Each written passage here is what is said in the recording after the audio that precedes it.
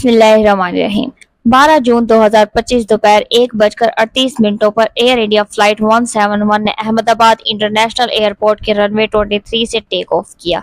अभी plane 625 feet के altitude पर ही पहुंचा था कि एटीसी को एक मेडे की डिस्ट्रेस कॉल रिसीव हुई और इसके बाद जहाज अचानक रडार से गायब हो गया। कुछ सेकंड्स के बाद शहर में एक जोरदार धमाका सुनाई देता है। काले सियाह धुएं के बादल उठते हुए दिखाई देते हैं। एयर इंडिया का बोइंग 787 ड्रीम लाइनर जो 242 पैसेंजर्स के साथ लंदन जा रहा था, सीधा जाकर टकराया एक मेडिकल कॉलेज के हॉस्टल से, जहां पर स्टूडेंट्स अपनी बेख्याली में लंच करने में मसरूफ थे। रिपोर्ट्स के मुताबिक इस हादसे में 294 लोगों के मरने की इतला है, जिसमें जमीन पर मौजूद स्टूडेंट्स भी शामिल थे। इस क्रैश में एक और चीज ने तबाही को दुगना कर दिया, प्लेन का भरा हुआ फ्यूल टैंक। क्योंकि फ्लाइट को जाना था लंदन, जिसकी दूरी 6700 किलोमीटर से भी ज्यादा थी, इसलिए प्लेन में अंदाजन 80,000 लीटर तक जेट फ्यूल भरा गया था। जब ये एयरक्राफ्ट हॉस्टल से टकराया तो इस फ्यूल ने पूरी बिल्डिंग को आग लगा दी। फायर ब्रिगेड्स के लिए भी इस आग को कंट्रोल करना मुश्किल हो गया, क्योंकि इतने ज्यादा फ्यूल की वजह से जो आग लगी थी, इसकी वजह से हर तरफ जलते हुए लोहे के टुकड़े गिर रहे थे। ये फ्लाइट, जिसको बोइंग 787 ड्रीम लाइनर कहा जाता है, अहमदाबाद से लंदन जा रही थी, जिसमें 230 पैसेंजर्स और 12 क्रू मेंबर्स मौजूद थे, जिसमें 169 लोगों का ताल्लुक इंडिया से, 53 लोग ब्रिटिश नेशनल थे, पोर्चुगल से 7 लोग, कनाडा से 1 पैसेंजर, जबकि इसमें 11 बच्चे और 2 इन्फेंट्स भी शामिल थे। इसके अलावा विजय रूपानी, गुजरात के साबिक वजीर आला, लंदन जा रहे थे अपनी बेटी से मिलने के लिए। खुशबू राजपुरोहित, जिनकी इसी साल जनवरी में शादी हुई थी, जो लंदन में तालीम हासिल कर रही हैं। शादी के बाद पहली बार खुशबू अपने शोहर से मिलने लंदन जा रही थी। इसके अलावा डॉक्टर कौमी वियाज, उदयपुर के एक मशहूर डॉक्टर, अपनी फैमिली के साथ हमेशा के लिए लंदन शिफ्ट हो रहे थे। इन तीनों नामों के साथ 242 पैसेंजर्स ने एयर इंडिया की फ्लाइट नंबर AI-171 में बोर्डिंग की। इसके अलावा जो पायलट इस प्लेन को उड़ा रहे थे, इनमें कैप्टन स्मिथ सब्रवाल शामिल हैं। इनका खुद का 8200 फ्लाइट आवर्स का फ्लाइट एक्सपीरियंस था, जो कि बहुत ही अच्छा होता है। और दूसरे pilot first officer Clyde Kandara, ये दोनों ही एक्सपीरियंस्ड पायलट थे। लेकिन हैरानकुन तौर पर इतनी बड़ी तबाही में भी एक जान जिंदा बच गई। इमरजेंसी एग्जिट के पास सीट नंबर 11A पर बैठा था रमेश विश्वास कुमार। इसने मीडिया को बताया कि एक जोरदार धमाका हुआ और चंद सेकंड्स के बाद हर तरफ लाशें बिखरी हुई थी। डर के मारे मैं भाग गया और किसी ने मुझे एम्बुलेंस में डाल दिया। लेकिन इसका भाई अजय, जो इसके साथ ही सफर कर रहा था, अभी तक लापता है।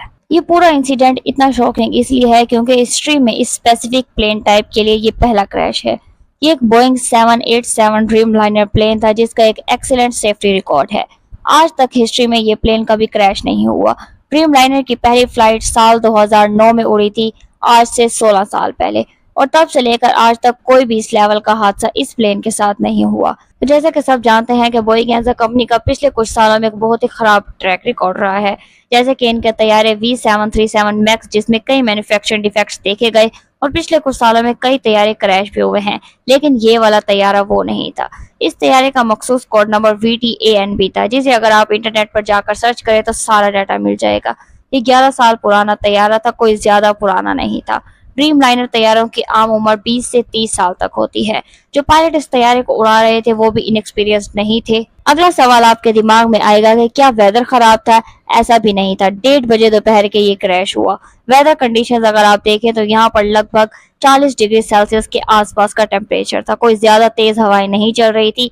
विजिबिलिटी जो थी वो भी बहुत अच्छी थी, 6 किलोमीटर से ज्यादा की विजिबिलिटी। तो ऐसे में सवाल उठता है कि यहाँ पर प्रॉब्लम कहाँ थी। इसका असली जवाब हमें जल्दी पता लगेगा। अभी प्लेन के ब्लैक बॉक्स इन्फॉर्मेशन को रिट्रीव किया जा रहा है, लेकिन मोस्ट लॉन्गली ये पूरा हादसा एक बहुत ही हॉरिबल टेक्निकल फेलियर का लग रहा है। क्या यहाँ पर इंजन फेलियर हुआ है, या फ्यूल टैंक फटा है, या कोई टेक्निकल मॉल फंक्शन? कुछ रिपोर्ट्स के मुताबिक प्लेन ने टेक ऑफ के बाद जल्दी हाइट गेन नहीं की। एक्सपर्ट्स कह रहे हैं कि इंजन ने शायद पूरी ताकत नहीं दी, जिसकी वजह से प्लेन को वो लिफ्ट नहीं मिली जो मिलनी चाहिए थी।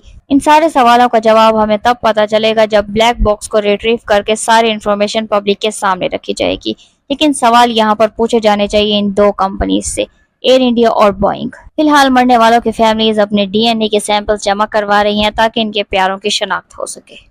यहाँ पर हम बात करते हैं कि कॉन्स्टेंटली हम देख रहे हैं कि बोइंग प्लेन से रिलेटेड जो ये इंसिडेंट्स हैं ये बढ़ते जा रहे हैं। यहाँ पर हम कहेंगे ये कोई छोटी बात नहीं है कि कुछ ही महीनों पहले एक साउथ कोरियन फ्लाइट और अब एक इंडियन फ्लाइट, दो बड़ी फ्लाइट्स क्रैश हुई हैं और बहुत ही लोगों की यहाँ पर जान गई है। तो गुजरात की इस क्रैश के बाद आप देखोगे कि इंडिया में जो ये नाम है जॉन बार्नेट, इसका काफी जिक्र होगा और ये काफी फेमस होने वाला है। ये एक वेसल ब्लूअर थे, इन्होंने 30 साल तक बोइंग में काम किया है एज अ क्वालिटी मैनेजर। 2029 में इन्होंने बीबीसी को एक इंटरव्यू दिया और खुलकर बोल दिया कि देखिए, बोइंग में जो प्लेन बनाए जा रहे हैं ये सब स्टैंडर्ड हैं। जो यहाँ पर पार्ट्स ये लोग काफी जगह यूज करते हैं, ये बहुत ही ज्यादा खराब क्वालिटी के हैं। जहां आप देख पाओगे कि 2019 में Barnett claim that workers were literally forced. Workers काफी बार ये बोलते थे कि ये जो पार्ट्स हम इंस्टॉल कर रहे हैं बोइंग के 787 में बहुत ज्यादा खराब क्वालिटी के हैं, कल को प्रॉब्लम आ सकती है। लेकिन इन पर प्रेशर डाला जाता था कि डेडलाइन मीट करनी है, प्रोडक्शन बढ़ानी है, कंपनी को प्रॉफिट चाहिए, तो कैसे भी करके टेढ़े मेढ़े पार्ट्स डालकर इन्होंने बोइंग ड्रीमलाइनर को आगे बस प्रोडक्शन के लिए भेज दिया। इन्होंने बहुत सारे इश्यूज पॉइंट आउट किए थे कि जो इमरजेंसी ऑक्सीजन सिस्टम है बोइंग 787 में ये फेल कर सकते हैं फ्लाइट के दौरान। और बोइंग के स्टॉक्स को काफी लॉस हुआ था बिकॉज ऑफ जॉन बार्नेट। आप कह सकते हैं इन्होंने मिलियंस का नुकसान कर दिया था बोइंग का।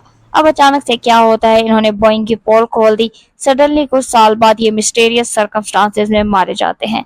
अकेले अपने घर में बैठे हुए थे, बिना वजह खुद को गोली मार दी। और इनकी फैमिली ने रिसेंटली बोइंग पर केस भी किया है। इनकी फैमिली ने कहा है कि जॉन बार्नेट पर लगातार कैंपेन ऑफ हैरेसमेंट किया गया था, ह्यूमिलिएशन किया गया था जब इन्होंने रेज किए कंसर्न्स अबाउट सेफ्टी इश्यूज।